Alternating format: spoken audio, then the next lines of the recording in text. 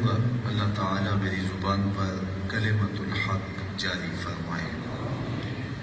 حضور کا سفر معراج عظمتوں رفعتوں پر مشتمل تھا، اور جن بلندیوں پر حضور فائز کیے گئے اور جو مقامات رفیع آپ کو عطا کیے گئے وہ حضور کا ہی مقصود تھا، اور ان بلندیوں تک نہ حضور سے پہلے کوئی پہنچا نہ حضور کے بعد کوئی پہنچ سکتا ہے۔ انسانی عقل بے بس ہے، خرد، فہم اور انسانی ساری پہنچ وہاں جو ہے وہ پر سوختہ ہے، حتیٰ کہ سردار نوریاں حضرت جبریل امین بھی سدرہ پر ہاتھ باندھ کے عرض گزار ہوتے ہیں، لو دنوت خطوۃ لاحترقت، اگر میں ایک قدم بھی آگے بڑھتا ہوں تو میرے پر جلتے ہیں۔ جہاں جبریل کے پر جل رہے تھے میرے محبوب وہاں بھی چل رہے تھے، اور پھر وہاں تک پہنچے کہ جہاں کسی کا خیال اور تخیل بھی پرواز نہیں کر سکتا۔ میں نے جو آپ کے سامنے ان دو نشستوں میں چیزیں رکھی ہیں ان پر آپ کی نظر ہو تو مضمون کو آگے ہم لے جاتے ہیں کہ ارشاد فرمایا کہ ہم نے رات کے مختصر حصے میں مسجد حرام سے مسجد اقصیٰ تک، وہ مسجد اقصیٰ جس کے اطراف میں ہم نے برکتیں رکھی ہیں، اپنے بندہ خاص کو، اپنے عبد محبوب کو سیر کرائی تاکہ اپنے عجائب قدرت کی اسے نشانیاں دکھائیں۔ مسجد حرام سے مسجد اقصیٰ تک کا یہاں بیان ہوا ہے اس آیت کریمہ میں۔ حضرت ابو حیان اندلسی علیہ رحمہ تفسیر بحر المحیط میں لکھتے ہیں کہ جب حضور علیہ السلام تشریف لائے معراج سے واپس، تو سب سے پہلے جس کو حضور نے یہ کہانی سنائی وہ حضرت ام ہانی تھی۔ تو یہ عجیب داستان سننے کے بعد انہوں نے جس تشویش کا اظہار کیا حضور سے وہ یہ تھی کہ آپ اس بات کو لوگوں کے سامنے نہ رکھیں، اس لیے کہ لوگ اس کا انکار کر دیں گے۔ تو اگرچہ انہیں یقین تھا کہ جو حضور کہہ رہے ہیں سچ کہہ رہے ہیں، لیکن جو محبت کرنے والے ہوتے ہیں ان کا خیال ہوتا ہے کہ جن سے ہم محبت کر رہے ہیں ان کو جھٹلایا نہ جائے، ان کی تکذیب نہ ہو۔ اگرچہ وہ اس عمل میں درست بھی ہیں، تو ام ہانی نے اس جذبہ صادقہ کے تحت حضور سے گزارش کی کہ حضرت آپ اس کو لوگوں کے سامنے نہ رکھیں، اس کی تکذیب کی جائے گی، انکار کیا جائے گا، اور اس بہانے آپ کا تمسخر اڑایا جائے گا۔ لیکن حضور اللہ کی طرف سے معمور تھے، اس لیے حضور نے یہ کہانی لوگوں کے سامنے رکھی۔ تو جب آپ نے یہ کہانی بیان فرمائی تو پھر اس کے بعد بڑا پیگنڈا بھی ہوا۔ وہ روایات میں آتا ہے کہ ابو جہل ڈھول لے کر کے مکے کے بازاروں میں پیٹتا تھا اور لوگ جمع ہوتے تھے تو یہ بات سناتا تھا۔ تو جب پھر اس پہ انکار ہوا، اس پہ تمسخر ہوا، علامہ آلوسی شکری بغدادی روح المعانی میں لکھتے ہیں کہ کچھ کچے لوگ منحرف بھی ہو گئے۔ تو جب انکار اور تردد پیدا ہوا تو پھر یہ آیت کریمہ نازل ہوئی، سبحان الذی اسریٰ بعبدہ۔ تو اللہ تعالیٰ نے اپنے محبوب علیہ السلام کی تائید میں اس آیت کریمہ کا نزول کیا۔ تو یہاں جو بیان فرمایا ہے وہ مسجد حرام سے مسجد اقصیٰ تک کی کہانی ہے، جبکہ حضور علیہ السلام کا معراج مسجد اقصیٰ سے آگے تک ہے۔ ثم عرج بنا الی السماء، حضور میں آسمان پر بھی لے جایا گیا۔ تو سورہ النجم کے اندر جو ہے وہ حضور کے دوسرے سفر کا تذکرہ ہے، اس کی تفصیلات ہیں، اور احادیث طیبہ مشہورہ صحیحہ میں حضور کے سفر کی تفصیلات موجود ہیں۔ تو یہاں صرف اتنی بات بتائی، چونکہ وہ اتنی بات کو بھی ہضم کرنے کے لیے آمادہ نہیں تھے۔ انہوں نے کہا کہ ہم مانتے نہیں ہیں کہ یہ اتنے طویل قلیل عرصے کے اندر اتنی دور آپ گئے بھی ہیں اور پلٹ کے بھی آئے، تو آپ ہمیں ہماری نشانیوں کے بارے میں کچھ اس کے بارے میں بتائیں۔ مسجد اقصیٰ انہیں پتا تھا کہ حضور نے بچپن یہاں گزارا ہے، لڑکپن یہاں گزارا ہے، جوانی یہاں گزری ہے، تو یہ تو اس طرف گئے ہی نہیں ہیں۔ انہوں نے کہا کہ آپ مسجد اقصیٰ کے بارے میں کوئی بتا سکتے ہیں ہم اگر تفصیلات پوچھیں؟ تو حضور نے فرمایا کیوں نہیں، میں بتا سکتا ہوں، چونکہ میں دیکھ کے آیا ہوں، تو آپ اس کے بارے میں پوچھیں، سوال کریں، میں جواب دیتا ہوں۔ انہوں نے کہا اچھا پھر آپ بتائیں کہ مسجد اقصی کے شہدیر کتنے تھے، بالے کتنے پڑے تھے، کھڑکیاں کتنی تھیں؟ حضور فرماتے ہیں کہ میں نے دیکھا تو تھا لیکن اس تفصیل سے تو نہیں دیکھا تھا، کیونکہ جو انسان بادی النظر میں دیکھتا ہے تو ایسی تفصیلات ازبر نہیں رکھتا۔ آپ مجھے پوچھے، مجھے یہاں یہ 25واں سال شروع ہو گیا یہاں، اگر کوئی مجھے کہے کہ جناب اس مسجد کے بارے میں آپ جانتے ہیں، اس کو دیکھا، تو میں نے کہا کہ میں تو بنیادوں کی مٹی کھودتا رہا ہوں، تو مجھے تو کیوں نہیں پتا ہوگا۔ تو وہ کہے کہ اچھا بتائیں کہ بلب کتنے لگے ہوئے ہیں، تو شاید میں جواب نہ دے سکوں۔ مجھے پوچھے کہ اس مسجد میں پنکھے کتنے لگے ہوئے ہیں، تو میں جواب نہیں دے سکتا۔ مجھے پوچھے کہ اس میں بٹن کتنے لگے ہوئے ہیں، تو میں جواب نہیں دے سکتا۔ تو آپ کہیں گے آپ غلط بول رہے ہیں کہ آپ نے دیکھا ہی نہیں۔ میں رہتا یہاں ہوں، میرا گھر مسجد کے اندر ہے، لیکن اس کے باوجود اس تفصیل سے دیکھنے کی بندہ عادت نہیں رکھتا۔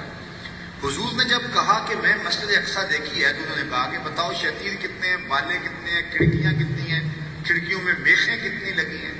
حضور فرماتے ہیں میں نے دیکھا تو تھا لیکن اس تفصیل سے تھوڑا دیکھا تھا، لیکن انہوں نے سوال یہ کرنا شروع کر دیا۔ میں ایک لمحے کے لیے پریشان ہوا، پھر اللہ نے میرے لیے مسجد اقصی یوں کر دی جس طرح چچا ابو طالب کا گھر ہوتا ہے۔ فرماتے تھے میں دیکھتا جاتا تھا اور بتاتا چلا جاتا تھا۔ تو جب میں نے ساری تفصیلات بتا دی تو اب تو انکار نہیں کر سکتے تھے قریش، کہنے لگے اما النعت فقد اصاب، واہ واہ، آپ نقشہ بیان کرنے میں تو بڑے ماہر ہیں، آپ نے یہ دعویٰ کرنا تھا، پلاننگ تھی تو پہلے کسی شخص کو بھیجا، تفصیلات منگوائیں، ان کو یاد کیا اور ہمارے کہنے پہ ان کو بتا دیا۔ حضور نے فرمایا تم عجیب لوگ ہو، پہلے کہتے تھے تفصیل بتاؤ تو مان لیں گے، بتائی تو آپ کہتے نہیں مانتے۔ کہنے لگے اچھا یہ تو ہمارا گمان ہے کہ آپ نے کسی مشاط شخص کو بھیج کے، کسی سیانے شخص کو بھیج کے تفصیلات منگوا کے پہلے سے یاد کی ہیں۔ آپ ایسا کریں کہ ہمارے کچھ قافلے جا رہے ہیں شام کی جانب، تو ان کے بارے میں آپ بتا دیں تو وہ ہم نہیں گمان کر سکیں گے کہ کسی سے تفصیلات منگوائی۔ تو حضور نے فرمایا چلو وہ بھی سن لو۔ علامہ آلوسی شکری بغدادی علیہ رحمہ روح المانی میں لکھتے ہیں اور باقی لوگوں نے بھی لکھا، حضور فرمایا تمہارا ایک قافلہ مجھے مقام روحہ پہ ملا تھا، میرا جب براق گزرا تو ان کا اونٹ بتک گیا اور ایک سوار گر گیا، گرنے کی وجہ سے اس کا بازو ٹوٹ گیا۔ جب واپس پلٹے قافلہ تو پوچھ لینا کسی کا بازو ٹوٹا تھا یا نہیں ٹوٹا تھا۔ کہنے لگے حاضری آیا، یہ ایک نشانی ہوگی، باقی جب وہ قافلہ آئے گا تو ہم پوچھ لیں گے۔ فرمایا تمہارا فلاں قافلہ مجھے فلاں موقع پہ ملا تھا، فلاں جگہ پہ ملا تھا، اور ایک قافلے کے بارے میں فرمایا وہ مجھے مقام تنعیم کے تھوڑا آگے ملا، اور یہ تو جو ہی سورج غروب ہوگا تو وہ مکے میں داخل ہو جائے گا، اور اس کی نشانی یہ ہے بورے رنگ کے دو اونٹ ہیں، ان پر دھاری دار بوریاں لدی ہیں اور وہ اونٹ آگے آگے چل رہے ہیں۔ انہوں نے کہا یہ تو تلی پہ سرسوں جمانے والی بات ہے۔ پہاڑ پہ چڑھ کے اس قافلے کا انتظار کرنے لگے، اور جو ہی سورج درد غروب سے زرد ہوا ابھی تک قافلے کے آثار دکھائی نہیں دے رہے تھے۔ مسلمان بھی ٹو میں تھے، کفار کے دل اچھلنے لگے خوشی سے کہ ہم تکذیب کریں گے، آج تک کوئی بہانہ نہیں ملا تکذیب کرنے کا، آج مل جائے گا، تو کہیں گے کہ تم نے غلط کہا تھا، تو پھر کام ہمارا ہو جائے گا، لوگوں کو گمراہ کرنا آسان ہوگا۔ ادھر اہل ایمان کے دل بھی ڈولنے لگے کہ آقا نے تو سچ کہا تھا، ہو سکتا ہے قافلہ کسی وجہ سے لیٹ ہو جائے، اور یہ ساری زندگی جان نہ چھوڑے، تو کوئی تھوڑا تھوڑا حضور کے پاس آیا۔ حضور سورج غروب ہونا چاہ رہا ہے، سورج اپنی آخری کرنیں لپیٹ رہا ہے، درد غروب سے اس کا رنگ بھی زرد ہو گیا ہے، تو قافلہ ابھی تک دکھائی بھی نہیں دے رہا، اور کافر ہیں کہ خوش ہو رہے ہیں اور ناچ رہے ہیں خوشی سے۔ حضور کے دل نازک پہ بھی گرانی آئی، لیکن فوراً جبریل امین حاضر خدمت ہو کے حضور کے دل زار کو تسلی دیتے ہوئے عرض گزار ہوئے محبوب پریشان نہیں ہونا، جب تک قافلہ نہیں آئے گا سورج ڈوبنے نہیں دیں گے۔ اللہ اکبر۔ علماء نے لکھا ہے کہ سورج اپنی آخری کرنیں لپیٹ کے جب ڈوبنے لگا تو کسی کافر نے کہا قد غربت الشمس، وہ دیکھو سورج ڈوب گیا ہے۔ تو مسلمانوں نے کہا ذرا منہ اٹھا کے دیکھو وہ قافلہ بھی آ گیا، اور جب قافلہ قریب آیا تو دیکھا تو جو نشانیاں میرے حضور نے بتائی تھی وہی نشانیاں پائی۔ پورے رنگ کے دو اونٹ تھے، دھاری دار اس پہ بوریاں لدی تھی۔ اب تو انکار کرنا چاہتے بھی تو نہ کر پاتے، لیکن انہوں نے کیا کہا؟ ھذا من سحر ابن ابی کبشہ، یہ ابو کبشہ کے بیٹے کا جادو ہے جو سر چڑھ کے بول رہا ہے۔ اور یہ کہہ کے انہوں نے اس حقیقت واقعہ کا انکار کر دیا۔ تو وہ انکار پہ انکار کرتے رہے۔ رب نے اپنے محبوب کی تائید میں یہ آیت نازل کی، سبحان الذی اسری بعبدہ۔ محبوب یہ انکار کرے، میں رب ہو کے کہتا ہوں سبحان اللہ، سبحان الذی اسری بعبدہ، جس نے اپنے بندے کو سیر کرائی، من المسجد الحرام الی المسجد الاقصی، اللہ اکبر، مسجد حرام سے مسجد اقصی تک۔ مسجد حرام سے اس سفر کا آغاز ہوا ہے۔ ام ہانی کے گھر میں حضور استراحت کر رہے ہیں، دروازہ اندر سے بند کیا ہوا تھا، اور جبریل امین کو حکم ہوتا ہے میرے محبوب کو سر عرش لے کے آؤ۔ تو جبریل حاضر خدمت ہوئے تو دروازہ بند پایا، عرض گزار ہوئے، مالک کیا کروں؟ کہا کہ تم نے دروازے کو دستک نہیں دینی کہ میرا محبوب تیرے لیے اٹھ کے دروازہ کھولے۔ اللہ اکبر، تو محبوب کیا کروں، مالک کیا کروں؟ کہا چھت سے سوراخ کرو، اور جبریل نے چھت سے سوراخ کیا اور وہاں سے سمٹ کے حضور کے قدموں میں آ بیٹھے۔ صحیح حدیث میں آتا ہے جبریل کے 600 نوری پر ہیں، ایک پر کھولے تو شرق سے لے کے غرب تک، شمال سے جنوب تک پھیل جائے، اور اتنے بڑے بڑے 600 پر، تو 600 پر جس جسم پہ ہوں گے وہ جسم کتنا بڑا ہوگا۔ معراج کی شب چھوٹے سے سوراخ سے آیا، دنیا کو بتایا کہ محبوبوں کے در پہ آئیں تو بڑے ہو کے نہیں، چھوٹے ہو کے آیا کرتے ہیں۔ تیرے ہندیاں سندیاں محبوبہ، اگر آپ کی توجہ ہو تو، تیرے ہندیاں سندیاں محبوبہ، میں کافر ہوا جے میں ہوا۔ اپنے وجود کی جب تک نفی نہیں نہ کی جاتی کچھ ملتا ہی نہیں ہے۔ جبریل سمٹ کے حضور کے قدموں میں آ بیٹھا، محبوب آپ بھی سوئے ہوئے۔ اللہ اکبر، تبارک اللہ شان تیری، تجھی کو زیبا ہے بے نیازی، کہیں پہ جوش لن ترانی، کہیں تقاضے وصال کے۔ کوئی کوہ طور پہ جا کے کہہ رہا ہے رب ارنی انظر الیک، مالک دیکھنا چاہتا ہوں، نقاب اٹھا دے۔ جواب ہوتا ہے نہیں نہیں، تم نہیں دیکھ سکتے۔ اور ادھر محبوب سویا ہے، جبریل حاضر خدمت کرایا، محبوب اٹھو، رب انتظار کر رہے ہیں۔ وہاں جبریل قبل قدمہ ہے، میرے محبوب کے قدم چھو لے۔ تو جبریل نے اپنے کافوری ہونٹ حضور کے قدموں پہ رکھ لیا۔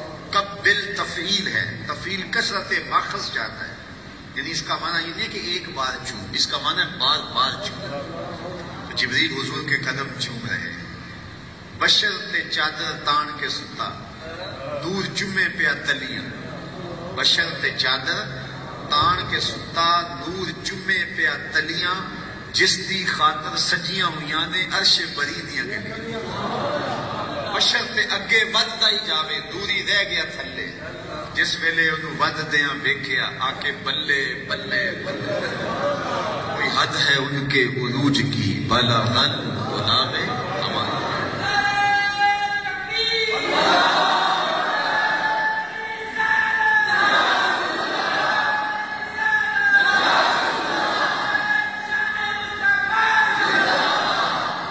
ہے ان کے عروج کی، بلغل غلاب قمر۔ حضور علیہ السلام کو ام ہانی کے گھر سے حتیم میں لایا گیا، صحیح حدیث ہے۔ حتیم میں لا کر حضور کے صدر انور کو چاک کیا گیا، اور قلب اطہر حضور کے سینے سے نکال کر کے ایک تشتری میں رکھ کے آب زمزم سے غسل دیا گیا، اور حضور فرماتے ہیں یہ سارا منظر میں کھلی آنکھوں سے دیکھ رہا ہوں۔ آنا بین النوم والیقظہ، میں سویا بھی نہیں تھا، جاگتا بھی نہیں تھا، درمیانی کیفیت میں تھا۔ اللہ اکبر، اور یہ منظر میں اپنی آنکھوں میں جو ہے آنکھوں کے سامنے دیکھ رہا ہوں۔ تو حضور کا قلب اطہر جب آب زمزم سے اس کا غسل دیا گیا، پھر کیا ہوا؟ جبریل امین نے حضور کے قلب اطہر کو دیکھا تو جو لفظ کہے، حضرت امام بدر الدین عینی علیہ رحمہ عمدۃ القاری شرح صحیح بخاری کے اندر لکھتے ہیں کہ جو ہی حضور کے قلب اطہر کو دیکھا تو جبریل عش عش کر اٹھے، انہوں نے لفظ کیا کہے؟ قلب وقیع فیہ عینان تبصران و اذنان تسمعان، واہ واہ کیسا دل ہے جس میں 2 آنکھیں ہیں جو دیکھتی ہیں، 2 کان ہیں جو سنتے ہیں۔ حضور کا دل عام لوگوں کے دلوں کی طرح نہیں ہے۔ فیہ عینان تبصران واذنان تسمعان، 2 آنکھیں ہیں جو دیکھتی ہیں، 2 کان ہیں جو سنتے ہیں۔ اعلیٰ حضرت نے جو قصیدہ سلامیہ لکھا ہے، جو عموماً مساجد میں نماز جمعہ کے بعد پڑھا جاتا ہے، تو اس میں آپ نے ایک تو حضور کے معجزات کا ذکر کیا ہے، اور دوسرا اس قصیدہ سلامیہ میں حضور کے ایک ایک عضو بدن پہ سلام پڑھا ہے۔ کبھی انگلیوں پہ سلام، نور کے چشمے لہرائیں دریا بہیں، انگلیوں کی کرامت پہ لاکھوں، کبھی ہاتھوں پہ سلام، ہاتھ جس سمت اٹھے غنی کر دیا، موج بحر سماحت پہ لاکھوں سلام، کبھی بازوؤں پہ سلام، جن کو بارے دو عالم کی پرواہ نہیں، ایسے بازو کی قوت پہ لاکھوں سلام، کبھی ہونٹوں کو سلام، پتلی پتلی گلے قدس کی پتیاں، ان لبوں کی نزاکت پہ لاکھوں سلام، کبھی حضور کے سر انور کو سلام، جس کے آگے سربراہ خم رہے، اس سر تاج عزت پہ لاکھوں سلام۔ ایک ایک عضو بدن پہ سلام پڑھا ہے۔ تو ایک ایک عضو پہ سلام پڑھتے پڑھتے جب اعلیٰ حضرت حضور کے دل پہ آئے تو اعلیٰ حضرت کا قلم رک گیا۔ اور اب اعلیٰ حضرت کی یہاں بولی دیکھیے، یہاں آئے تو بولے دل سمجھ سے برا۔ ایک ایک عضو کی بات کی ہے، احادیث بھی ملتی ہیں، اب حضور کے دل کے بارے میں کیا لکھوں؟ اعلیٰ حضرت بولے دل سمجھ سے برا، مگر یوں کہوں ہنچائے راز وحدت پہ لاکھوں سلام۔ یہ اللہ کے رازوں کا امین ہے حضور کا قلب اطہر۔ اللہ اکبر، کائنات کی سب سے بڑی حقیقت حضور کا قلب اطہر، وہ دل جس میں خدا کے جلوے سموئے ہوئے۔ اللہ اکبر۔ حضور فرمایا تنام عینایا ولا ینام قلبی، لوگوں سنو، میری آنکھیں سوتی ہیں، میرا دل نہیں سوتا۔ ہماری نیند ناقض وضو ہے، میں اور آپ سو جائیں تو وضو ٹوٹ جائے، اس لیے کہ غفلت طاری ہے، پتہ نہیں، اصل فی نفس ہی نیند ناقض وضو نہیں ہے، لیکن نیند میں چونکہ ہمیں ہوش نہیں رہتی تو ہو سکتا ہے وضو ٹوٹ گیا ہو، اس لیے وضو کے ٹوٹنے کا حکم لگ جاتا ہے۔ تو نیند فی نفس ہی اگرچہ ناقض وضو نہیں، لیکن نیند وہ حالت طاری کر دیتی ہے کہ ہمیں اپنی خبر نہیں ہوتی، لہذا ناقض وضو قرار پائی۔ لیکن نبیوں کی نیند ناقض وضو نہیں ہے۔ حضور سوتے ہیں تو حضور آنکھیں سوتی ہیں حضور کی، حضور کا دل نہیں سوتا۔ اس لیے فرمایا تنام عینایا ولا ینام قلبی، میری آنکھیں سوتی ہیں، میرا دل جاگ رہا ہوتا ہے، اور لمحہ لمحہ دیدار الہی میں حضور کے قلب اطہر میں کیفیات کا نزول ہو رہا ہوتا ہے۔ تو حضور کا قلب اطہر جو ہے وہ نکالا گیا، اور پھر اس کے بعد حضور کے سینے میں رکھ دیا گیا، اور اس کے بعد جو ہے وہ سینہ اطہر جو شق کیا گیا تھا اس کو جوڑ دیا گیا، اور حضور یہ سب کچھ اپنی آنکھوں سے دیکھ رہے ہیں، اور اتنا کچھ ہوا خون کا ایک قطرہ بھی نہیں پڑا ہے۔ یہ حضور کی نورانیت کا غلبہ تھا۔ حضور بشر بھی ہیں، حضور نور بھی ہیں، یہ بات ذہن میں رکھیں۔ حضور بشر بھی ہیں، حضور نور بھی، چونکہ نور اور بشر میں منافات نہیں ہے۔ نور کی ضد بشریت نہیں ہے، نور کی ضد ظلمت ہے، یہ بچہ بچہ جانتا ہے۔ نور کا مقابل جو ہے، نور کی جو ضد ہے وہ ظلمت ہے، اندھیرا ہے۔ نور کی ضد بشریت نہیں ہے۔ یہ شیشہ ہے، یہ لوہا ہے، یہ نہیں ہو سکتا، چونکہ یہ آپس میں ضدیں ہیں۔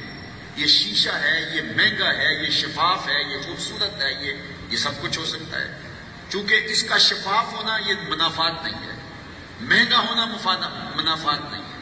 تو نور بھی ہو، بشر بھی ہو، یہ منافات نہیں ہے۔ قرآن اٹھائیے، جب جبریل امین حاضر خدمت ہوتے ہیں حضرت مریم کے پاس، تو قرآن بتاتا ہے نا فَتَمَثَّلَ لَهَا بَشَرًا سَوِيًّا، مکمل بشر بن گیا ہے۔ تو بشر بھی ہو، نور بھی ہو، اور ایک ذات میں دونوں کا اجتماع ہو، ممکن ہے۔ نور کی ضد ظلمت ہے، نور کی ضد بشریت نہیں ہے، اور حضور بشر بھی ہیں، نور بھی ہیں۔ لیکن اگر بشر ہیں تو کائنات میں ایسا بشر کوئی نہیں، اگر نور ہیں تو کائنات میں ایسا نور کوئی نہیں۔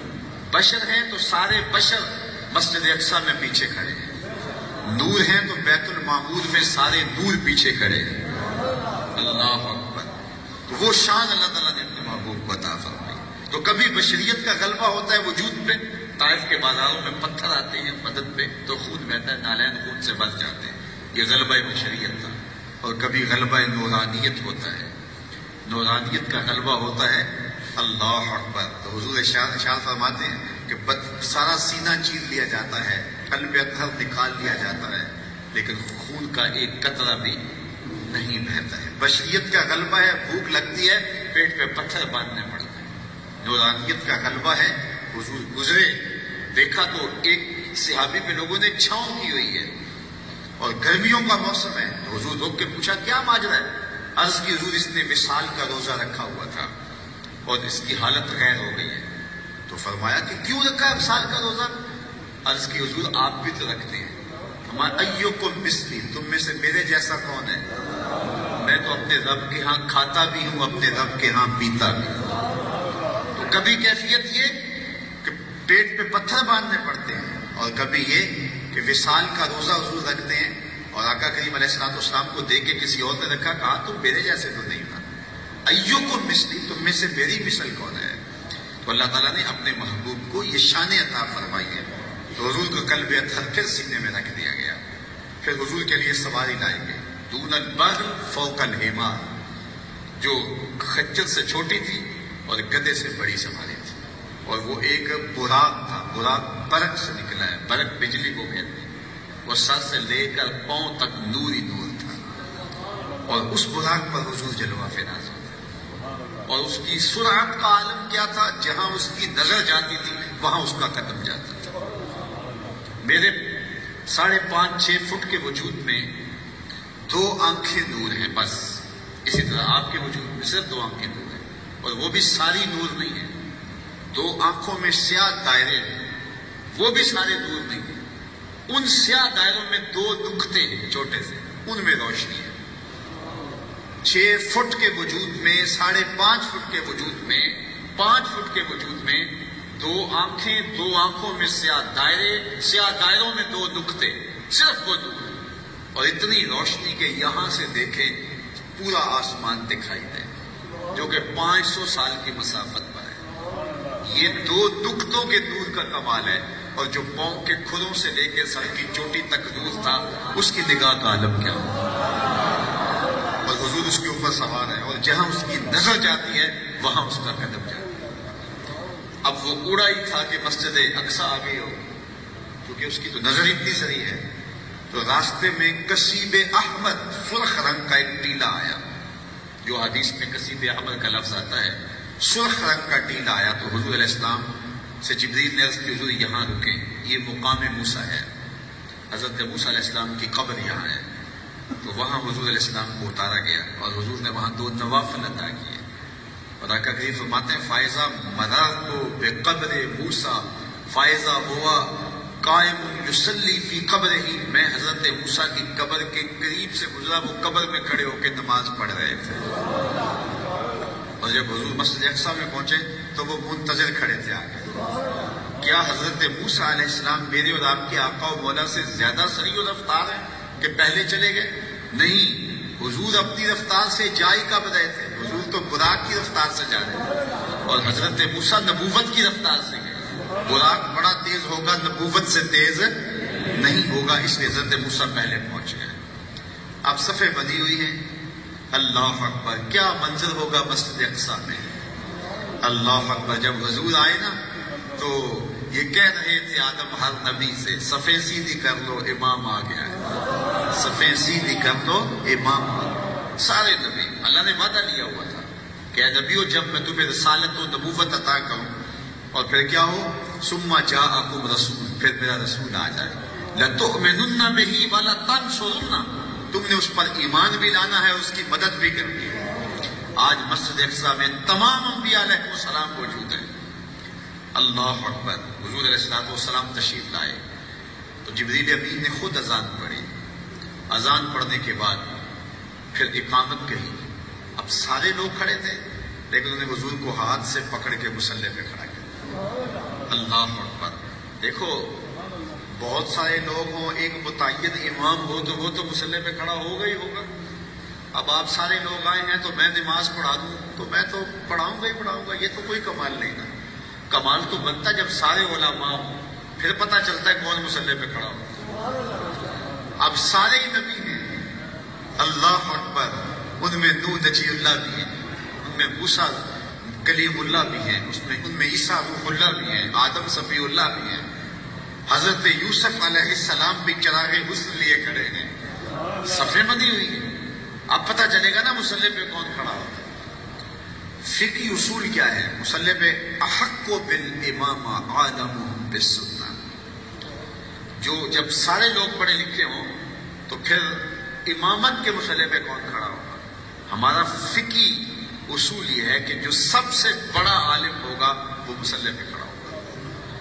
تو پھر جب سارے نبی کھڑے تھے اور وَعَلَّمَ آدَمَ الْأَسْمَاءَ كُلَّهَا کا تاج بھی سر پہ رکھے ہوئے تھے، لیکن مصلی پہ حضور آئے، اس بات کا اعلان ہے صف انبیاء میں سب سے بڑا عالم ہے تو آمنہ کا لال ہے۔ اچھا، سارے اگر عالم ہوں تو پھر امامت کا حقدار کون ہوگا؟ ثم اورعهم، جو سب سے متقی زیادہ ہو وہ مصلی پہ کھڑا ہو۔ اللہ اکبر۔ اب ہزار سال، ہزار مہینے تک جو ہے وہ عبادت کے لیے کھڑے ہونے والے انبیاء بھی موجود ہیں، لیکن مصلی پہ کون کھڑا ہوتا ہے؟ حتی تتورم قدما، وہ محبوب کہ جب وہ مصلی پہ کھڑا ہوتا ہے رب کہتا ہے چادر اوڑھنے والے محبوب ساری رات جاگا نہ کر، کبھی سو بھی لیا کر۔ اس محبوب کو مصلی پہ کھڑا کر دیا جا رہا ہے۔ اچھا، اگر سارے متقی ہوں تو پھر امامت کا حقدار کون ہوگا؟ ثم اقرأہم، جس کی قرات اچھی ہو، جو پڑھتا اچھا ہو۔ اب صف انبیاء میں حضرت داؤد علیہ السلام بھی موجود ہیں، کہتے ہیں جب پڑھتے تھے جانور رک جاتے تھے۔ اللہ اکبر۔ اللہ نے ان کو جو لہجہ دیا ہوا تھا، ان کے بعد یہ بانسری ایجاد ہوئی ہے۔ حضرت داؤد علیہ السلام کے بعد بانسری ایجاد کی گئی ان کے تاثر کو توڑنے کے لیے۔ اب زبور پڑھنے والا پیغمبر بھی کھڑا ہے، لیکن مصلی پہ حضور کو کھڑا کیا جائے، اس لیے کہ حضرت ابو موسیٰ عشری رضی اللہ تعالیٰ عنہ فرماتے ہیں فجر کی نماز تھی، حضور تھے، سورہ والضحیٰ کی تلاوت تھی، ابھی تک نشہ ہی نہیں اترا۔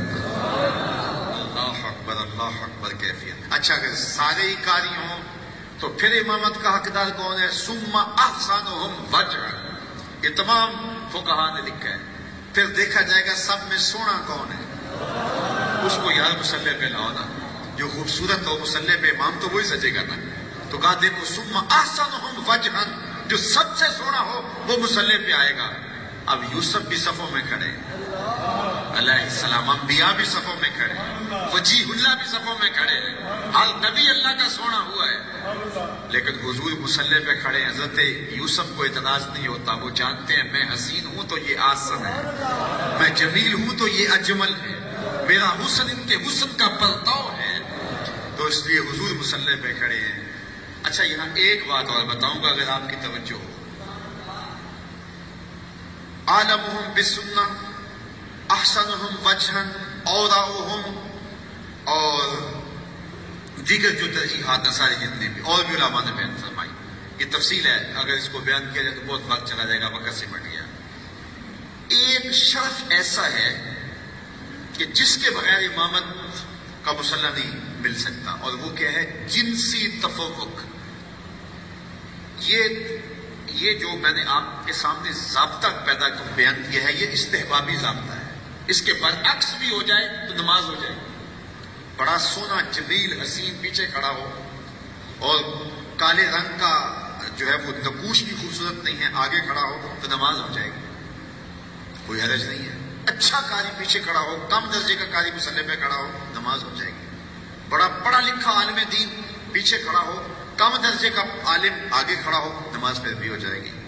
انتہائی تہجد گزار شب زندہ دار پیچھے کھڑا ہو، لیکن آگے کھڑے ہونے والا تہجد گزار نہیں بھی ہے لیکن متقی ہے، پھر بھی نماز ہو جائے گی۔ یہ استحبابی ہے کہ یہ ترجیح ہونی چاہیے، لیکن اس کے برعکس بھی ہوگا تو پھر بھی نماز ہو جائے گی، حرج کوئی نہیں۔ لیکن ایک وصف ایسا ہے، ایک ترجیح ایسی ہے، وہ نہیں ہوگی تو نماز ہی نہیں ہوگی، اور وہ کیا ہے؟ جنسی تفوق۔ اس کی ایک مثال میں آپ کے سامنے رکھتا ہوں۔ ماں افضل ہے یا بیٹا؟ ماں۔ پھر ماں قاریہ بھی ہو بیٹا قاری نہ ہو، ماں عالمہ بھی ہو بیٹا عالم، ماں حافظہ بھی ہو بیٹا حافظ نہ ہو، اور ماں متقیہ بھی ہو بیٹا متقی بھی نہ ہو، اور ماں عالمہم بسنہ والا ماجرا بھی ہو کہ سب سے زیادہ پڑھی لکھی ہو اور بیٹے اس درجے پہ نہ ہو۔ اور پھر ماں ہونے کے ناطے سے شرف بھی ہے۔ اب گھر میں بیٹے کوئی ماں کے پاؤں دبا رہا تھا، کوئی ماں کے کندھے دبا رہا تھا، کوئی ہاتھ چوم رہا تھا، چلتے چلتے اذان ہو گئی، باہر شدید بارش ہو رہی تھی، پروگرام بن گیا، گھر میں نماز پڑھا رہے، مصلی پہ کون کھڑا ہوگا؟ ماں یا کوئی بیٹا؟ افضل کون ہے؟ ماں۔ قاریہ بڑی کون ہے؟ عالمہ بڑی کون ہے؟ لیکن پھر ماں کو مصلی پہ ہونا چاہیے۔ کیوں ماں مصلی پہ کھڑی نہیں ہوتی؟ ایک وصف ایسا ہے جو ماں میں نہیں، اور وہ کیا ہے؟ جنسی تفرق اس کو حاصل نہیں۔ الرجال قوامون علی النساء، مردانہ پن زنانہ پن سے افضل ہے، رجولیت نسوانیت سے افضل ہے۔ تو رجل ہونا، مرد ہونا، مردانہ پن، یہ وہ وصف ہے جس نے ماں کو پیچھے کر دیا، بیٹے کو آگے کر دیا۔ عزت اپنی جگہ، سلوٹ اپنی جگہ، سلام اپنی جگہ، علم اپنی جگہ، زہد تقویٰ اپنی جگہ۔ بیٹے کے امی ہاتھ جڑے ہیں، تیرے پاؤں بھی چومتے ہیں، تیرے تلووں کا دہن بھی پیتے ہیں، لیکن یہ ہماری مجبوری ہے، مصلی پہ ہم نے جانا ہے، اس لیے کہ جنسی طور پہ فضیلت ہمیں حاصل ہے۔ میں کہتا ہوں سارے فضائل حضور کو حاصل تھے، سارے کمال حضور کو حاصل تھے، سارے نبی بھی پیچھے کھڑے ہو گئے، جبریل ہاتھ باندھ کے عرض کرتا حضور ساری عظمتیں اپنی جگہوں پہ، لیکن میری مجبوری ہے کہ میں نور ہوں اور آپ بشر ہیں، اس لیے مصلی پہ کھڑا ہونا میرا حق ہے، مجھے جنسی تفوق حاصل ہے، میری مجبوری ہے، ادب سے ہاتھ باندھ کے عرض کرتا ہوں آگے کھڑا ہونا میری مجبوری ہے۔ لیکن جبریل اقامت پڑھ کے پیچھے کھڑے ہو گئے، حضور کو آگے کھڑا کر کے اس بات کا اعلان کیا کہ وصفی اعتبار سے بھی حضور افضل ہیں، جنسی اعتبار سے بھی حضور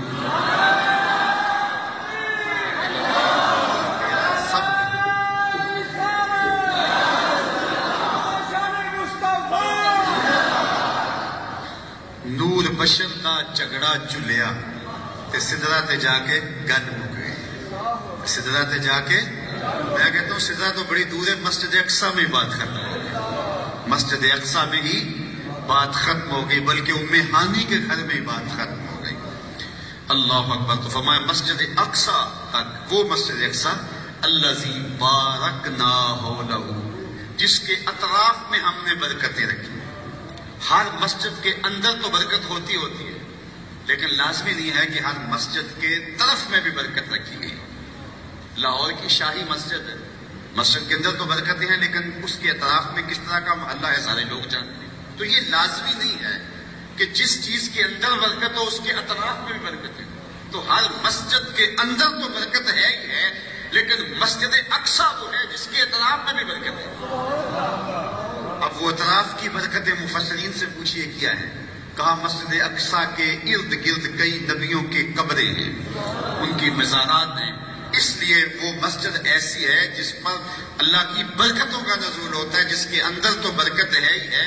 کوئی مسجد ایسی نہیں ہے جس کے اندر برکت نہ ہو، لیکن مسجد اقصی وہ ہے جس کے اطراف میں برکتیں ہیں۔ تو کہا اندر کی برکتیں تو سارے مانتے ہیں، لیکن جو اطراف کی برکتیں ہیں ذرا ان کا بھی نظارہ کرو۔ محبوب کو معراج کرواتے ہوئے اس راستے سے گزارا گیا جہاں اطراف میں بھی برکتیں بکھری۔ سبحان الذی اسریٰ بعبدہ لیلا من المسجد الحرام الى المسجد الاقصی الذی بارکنا حولہ لنریہ من آیاتنا، تاکہ ہم اپنے اس عبد خاص کو اپنے عجائب قدرت کی نشانیاں دکھائیں۔ وہ عجائب قدرت کی نشانیاں کیا تھیں؟